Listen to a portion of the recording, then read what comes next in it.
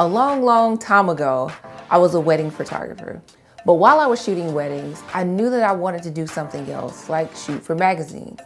But I had to learn some stuff before I got out of the wedding game. So let's look at how wedding photography prepared me for the editorial world, right after the intro.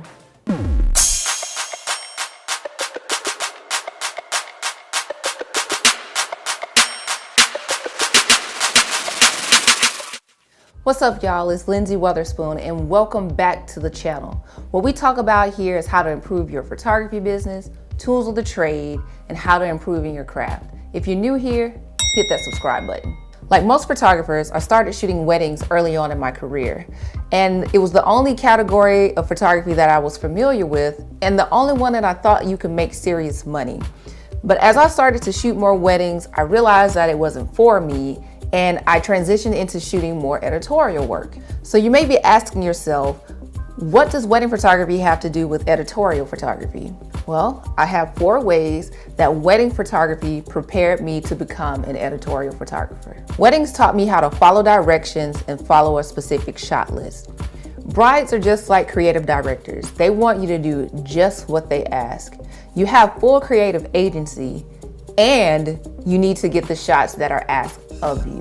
Whether that means asking for specific creative direction or finding your own by scrolling on the internet, just make sure you do what you do and do it well.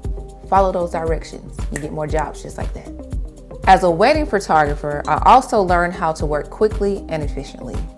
In most wedding situations, you're working on a very finite timeline. Think about it. You only have about 5 or so minutes to get the shot, especially during a ceremony. You have to be prepared for everything.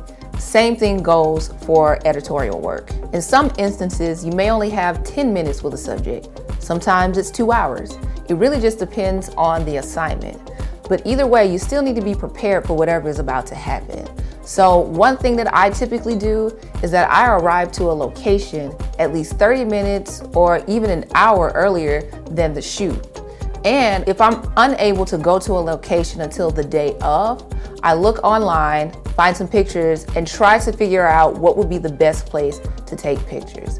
Look, a little bit of work goes a long way, so do as much as you can to work efficiently.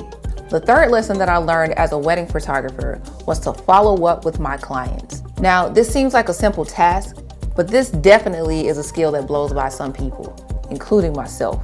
You have to follow up with your clients. How do you think wedding photographers turn their now married couples into family portrait photographers?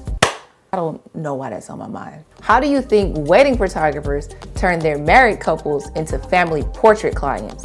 They either call them, follow up with them with an email, send a quick promo, newsletter, whatever it is that is going to be effective for them, that's what they use.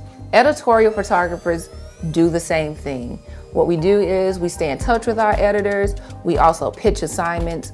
We do a lot of communication before we even get to doing the camera work. But all in all, you need to stay in touch with your clients. Let's move to the last lesson I learned as a wedding photographer.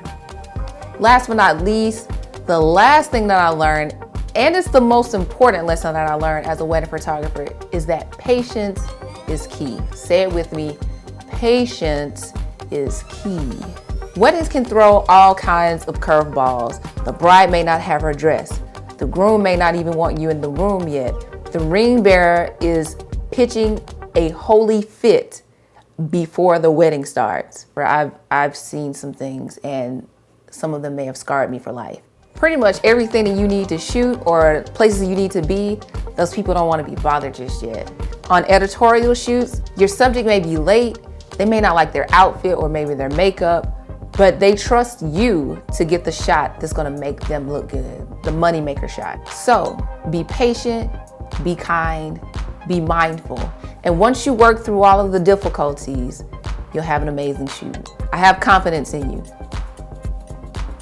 And that's what I learned as a wedding photographer. Though I'm out of the game, it's still some of the lessons that I take with me to all of my editorial shoots. So if you have any questions, please leave them in the comment section.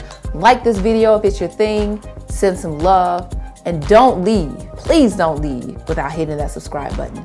And as always, folks, keep shooting.